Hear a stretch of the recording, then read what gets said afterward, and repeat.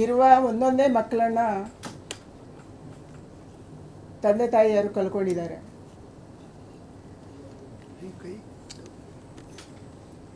ನನ್ನ ಕ್ಷೇತ್ರದೇ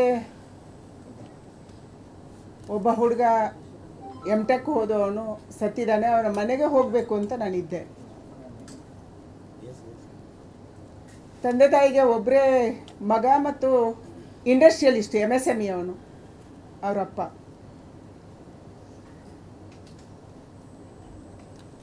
ಅವರಿಷ್ಟು ಅವರ ಕುಟುಂಬ ಡಿಪ್ರೆಷನ್ಗೆ ಹೋಗಿದ್ದಾರೆ ಅಂತಂದರೆ ಬೆಂಗಳೂರಿನ ಮನೆಗೆ ಅವರ ಮಗನ ಬಾಡಿಯನ್ನು ತರಲಿಲ್ಲ. ನೀವು ಯಾರು ನೋಡೋದಕ್ಕೆ ಬರೋದು ಬೇಡ ಅಂತ ಹೇಳಿದರು.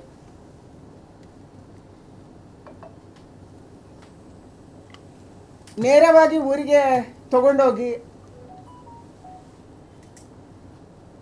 ಒಬ್ಬ ಮಗನನ್ನು ಕಳ್ಕೊಂಡ್ಮೇಲೆ ನಾವ್ಯಾಕೆ ಬದುಕಿರಬೇಕು ಅನ್ನುವಂಥ ರೀತಿಯಲ್ಲಿ ತಂದೆ ತಾಯಿ ಇವತ್ತು ಮಾತಾಡ್ತಾ ಇದ್ದಾರೆ.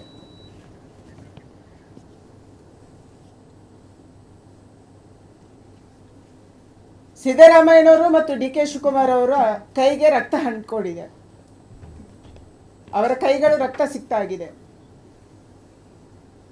ಮಕ್ಕಳನ್ನ ತಂದೆ ತಾಯಿ ಯಾರು ಕಳ್ಕೊಂಡಿದ್ದಾರೆ ಅವರು ಶಾಪ ಹಾಕ್ತಾ ಇದ್ದಾರೆ. ತಮ್ಮ ಕೈಯಲ್ಲಿರುವಂಥ ರಕ್ತವನ್ನ ಅವರು ತೊಳ್ಕೊಳ್ಳೋಕ್ಕೆ ನೋಡ್ತಾ ಇದ್ದಾರೆ ಮತ್ತು ಅಧಿಕಾರಿಗಳಿಗೆ ಅದನ್ನು ಅಂಟಿಸಕ್ಕೆ ನೋಡ್ತಾ ಇದ್ದಾರೆ, ಅವರ ಮೂತಿಗೆ ಒರೆಸೋಣ ಅಂತ ಹೇಳಿ. ಇದರ ಪರಿಣಾಮವೇ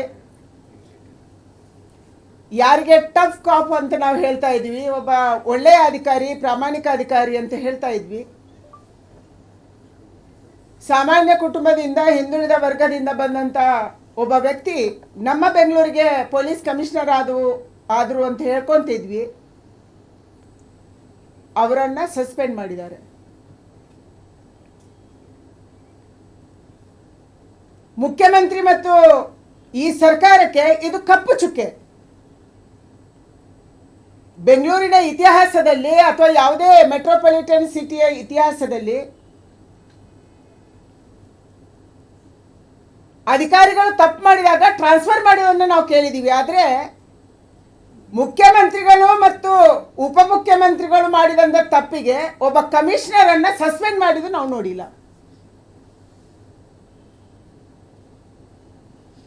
ನೀವು ತಪ್ಪು ಮಾಡಿ ನೀವು ತಿಂದು ಇವತ್ತು ಅವರ ಮೂತಿಗೆ ನೀವು ಒರೆಸ್ತಾ ಇದ್ದೀರಿ, ಆ ರಕ್ತವನ್ನು ಅವರ ಮೂತಿಗೆ ನೀವು ಒರೆಸ್ತಾ ಇದ್ದೀರಿ. ಸಿದ್ದರಾಮಯ್ಯನವರು ಮತ್ತು DK ಶಿವಕುಮಾರ್ಗೆ ನಾನು ಕೇಳಕ್ಕೆ ಇಚ್ಛೆ ಪಡ್ತೀನಿ, ಈ ಸೆಲೆಬ್ರೇಷನ್ ಅನ್ನು ಮಾಡಬೇಕು ಅಂತ ನಿಮ್ಮ ತಲೆಗೆ ಯಾಕೆ ಬಂತು? ಇದರಲ್ಲಿ ನೀವು ಪಾರ್ಟ್ನರ್ಸಾ? ಯಾರೋ ಒಲಿಂಪಿಕ್ಸ್ ಗೆದ್ದು ಬಂದಿದ್ದಾರೆ, ನಮ್ಮ ದೇಶಕ್ಕೆ ಒಳ್ಳೆ ಹೆಸರು ಬಂದಿದೆ, ಇಂಟರ್ನ್ಯಾಷನಲ್ ಕ್ರಿಕೆಟ್ ನಡೆದಿದೆ, ಅದರಲ್ಲಿ ಭಾರತಕ್ಕೆ ಒಳ್ಳೆ ಹೆಸರು ಬಂತು, ಪಾಕಿಸ್ತಾನವನ್ನು ಸೋಲಿಸ್ತು. ಕರ್ನಾಟಕ ರಾಜ್ಯಕ್ಕೆ ದೇಶಕ್ಕೆ ಒಳ್ಳೆ ಹೆಸರು ಬಂದಿದೆ ಅಂದರೆ ನಮ್ಗೆ ಅರ್ಥ ಆಗುತ್ತೆ. ಅಂಥವ್ರನ್ನು ನೀವು ಯಾವತ್ತೂ ಸನ್ಮಾನ ಮಾಡಿಲ್ಲ. RCB ಅಂತ ಒಂದು ಖಾಸಗಿ ಫ್ರೆಂಚೈಸಿ ಗೆದ್ದಾಗ ನಿಮಗೆ ಅನ್ನಿಸ್ತು ಸೆಲೆಬ್ರೇಷನ್ ಮಾಡಬೇಕು, ನೀವೇ ಟ್ವೀಟ್ ಮಾಡ್ತೀರಿ, ನೀವೇ ಅವರನ್ನ ಏರ್ಪೋರ್ಟಿಂದ ಮೆರವಣಿಗೆ ಮಾಡಿ ಕರ್ಕೊಂಡು ಬರ್ತೀವಿ ಅಂತ ಹೇಳಿಕೆ ಕೊಟ್ರಿ. ಅದಾದ್ಮೇಲೆ ಅದು ಕ್ಯಾನ್ಸಲ್ ಆಯಿತು. ವಿಧಾನಸೌಧದ ಮೆಟ್ಟಿಲು ಇವತ್ತಿನ ತನಕ ಇದ್ದಿದ್ದು ಪ್ರಮಾಣ ವಚನ ಕಾರಣಕ್ಕೆ. ಒಂದು ಸರ್ಕಾರ ಹೊಸದಾಗಿ ಬಂದಾಗ ಪ್ರಮಾಣ ವಚನ ಅಲ್ಲಿ ಸ್ವೀಕಾರ ಮಾಡ್ತಿದ್ರು.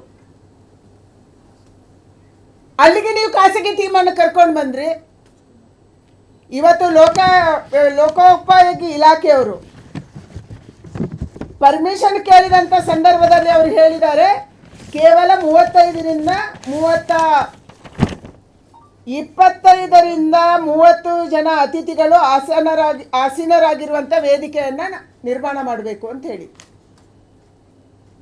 ಆದರೆ ನಿಮ್ಮ ಕುಟುಂಬದವರೇ, ನಿಮ್ಮ ಮಕ್ಕಳು ಮೊಮ್ಮಕ್ಕಳು, ಸಿದ್ದರಾಮಯ್ಯನ ಕುಟುಂಬದವರು, ಪರಿವಾರದವರು, ಜಮೀರ್ ಖಾನ್ ಅವರ ಪರಿವಾರದವರು, ರಾಮಲಿಂಗಾರೆಡ್ಡಿ ಅವರ ಪರಿವಾರದವರು ಎಲ್ಲ ಮಕ್ಕಳು ಮೊಮ್ಮಕ್ಕಳು ಮರಿಮಕ್ಕಳು ಸೇರಿ ಅಲ್ಲಿ 300-350 ಜನ ಇದ್ದರು.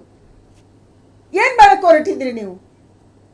ನಿಮ್ಮ ಕಣ್ಮುಂದೆ ಎದುರುಗಡೆ ಹೈಕೋರ್ಟ್ ಮೇಲೆ ಜನ ನಿಂತಿದ್ದಾರೆ ಅನ್ಸೇಫ್ ಆಗಿ, ಮರಗಳ ಮೇಲೆ ತುತ್ತ ತುದಿ ತನಕ ನಿಂತಿದ್ದಾರೆ. ಫೋಟೋ ನೀವೇ ತೆಗೆದಿದ್ದೀರಿ ಮಾಧ್ಯಮದ ಸ್ನೇಹಿತರು.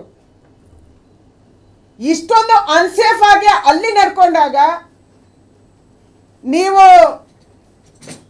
ಹೆಂಗೆ ಇದಕ್ಕೆ ಪರ್ಮಿಷನ್ ಕೊಟ್ರಿ?